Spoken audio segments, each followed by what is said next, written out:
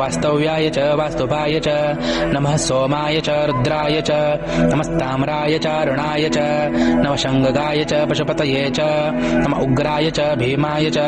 नमो अग्रेवदाय च दुर्वदाय च नमो हन्त्रे च हनीयसे च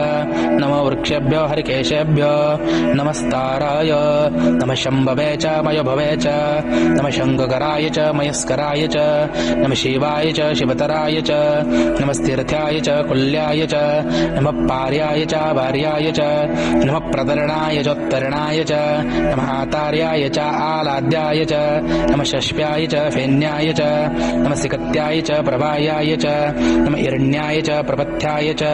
नमः किंशीलाय च क्षयणाय च नमः कपर्दिने च पुलसतये च